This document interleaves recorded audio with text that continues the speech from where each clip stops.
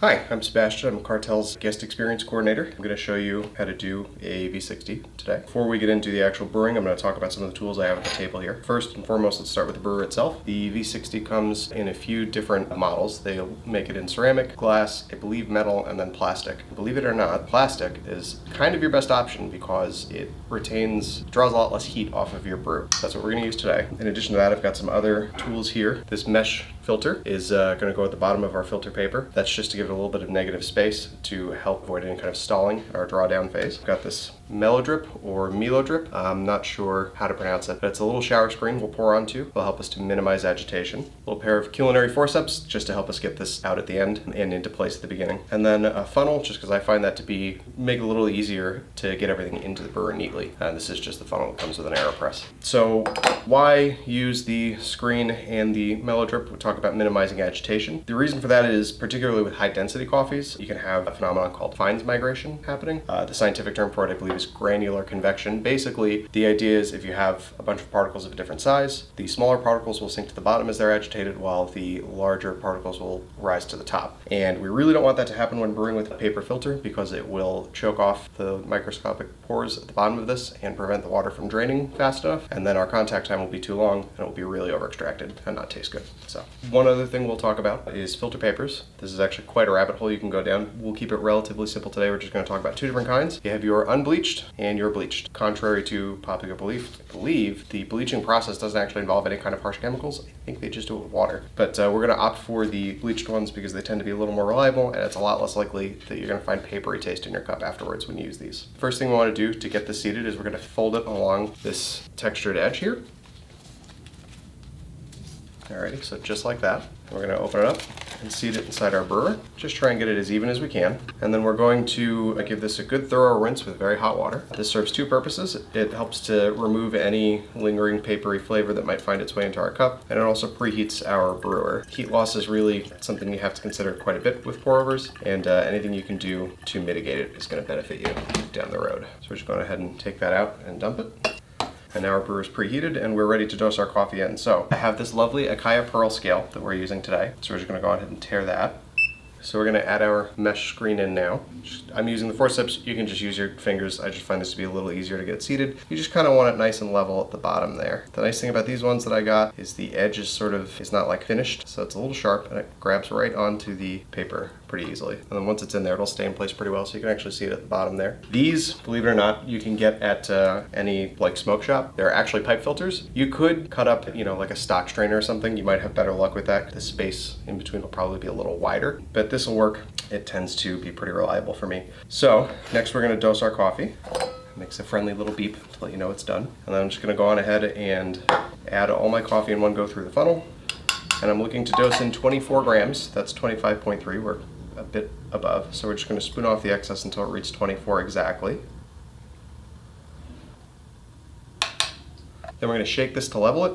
And then we're gonna make a divot in the top. You can do this with the back of a spoon or just with your finger. It's really not that sophisticated, just enough to make it so that when we do our first pour, it is a little easier to get everything saturated as soon as possible. So let's talk about the brewing process itself for a minute. We're gonna be doing a continuous pour today. I know pulse pours are pretty popular these days. I still really like a continuous pour because keeping water constantly going into the brewer helps to keep your brew temperature up. It is a little bit more finicky, but I find it's a little more fun too. So let's go on ahead and get started. I'll do my best to narrate on the way. So for the Acaia scale, it's also got a timer built in, so I don't have to worry about a separate device to time. You can also just use the timer on your phone if your scale doesn't have that. I do recommend any scale you're using for brewing should go to at least 1/10 of a gram. You really do want that added accuracy. A gram is okay, but 1/10 of a gram is better. Anything beyond 1/10 of a gram is way more than you need. So let's go on ahead and get started. My water, 207 degrees Fahrenheit we're starting with. We want to go a little above our target brew temperature because it's going to lose some heat through the process of pouring. I'm using a pretty light roast here today, so we really want to get that as close to about 205 as we can. So let's go on ahead and get started. I'm going to start the timer just as soon as I start pouring. Nice and gentle, just looking for about 50 grams. I'm going to give it a nice little wiggle here. And I'm still seeing some bubbles, so I'm just going to sort of gently stir in kind of an excavating motion. I like to go north to south and then east to west, just sort of back and forth. And we're coming up on that 30 seconds, so we're going to start our spiral pour now. I'm going to pour to 200 grams by 1 minute.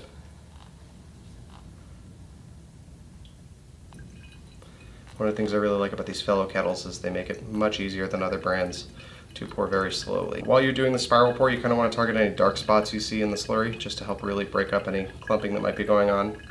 And then once I hit my target 200, I'm just going to go on ahead and pour right onto the mellow drip here. I'm keeping this as close to the surface of the slurry as I can, just to sort of minimize how much water loses heat from contact with the air around it. I really want to try and minimize that. Just pouring nice and slow. We're looking for 384 grams by 2 minutes. Now with the mellow drip, you can sort of give it a little extra wiggle like so. It doesn't really seem to make a ton of difference for me, so I like to just do the straight center pour and let that minimize the agitation that way. Alrighty, so now we've hit our target weight at 2 minutes. We're just going to give the brewer one gentle little swirl. And the reason for this is it levels the bed so that the water as it passes through is passing through everything evenly through the end of your drawdown. And it also has the added benefit of taking any larger chunks of coffee that might be stuck to the side, getting those back into the bed and just making sure that you can extract everything you possibly can.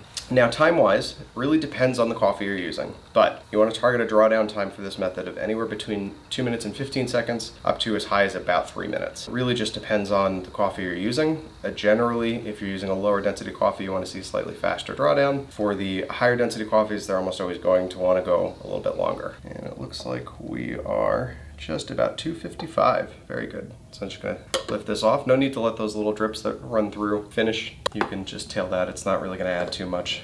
You want to give this a gentle swirl. Coffee really likes to separate a lot. So anytime you do a pour over, very important to get it nice and incorporated before you pour it into a serving vessel, which ideally will be preheated. I've got this wonderful Cartel mug, the beautiful Chemex on the side, and our logo on the other. And we're just going to go ahead and pour and enjoy. And then typically the way that I decide on how and when to make changes for my pour overs, it's all based on taste, right? The numbers give us a lot of good info, the drawdown time and all of that, but really the most important thing is what do your senses tell you. So if I sip on this and it's a little bitter, a little astringent, that tells me I probably want to go for a shorter contact time. I'll get that by grinding a little bit coarser, right? The less surface area means water's going to pass through it more quickly and it's going to draw less out of the brew. If it's tasting kind of sour or even watery, then we're definitely going to want to go the other way and grind a little bit finer. Also, as you're doing this, really important, give it a good sip right off the bat if you want to, but let it cool a little bit because it's really going to open up over the first 10 minutes or so after brewing. So take your time with it, be deliberate. That gives you time to take notes on what you're tasting if you like to do that. I certainly do. Not necessary by any stretch of the imagination, but can really help you to remember down the line. So yeah. Yeah, pretty solid. Nice peachy sort of stone fruit thing going on. Oh, I guess the only other thing I can show, so for removing that mesh filter, you can try and dig through the top. I find that's kind of a pain. So what I like to do is just bundle this up and then you can see it in there. A little dicey holding it up to the camera, but I just pluck a hole right in the side of the filter and then reach in there with the forceps and rescue my metal filter so I can use it for next time. Just make sure you give it a nice thorough rinse so that none of that crud lives on there.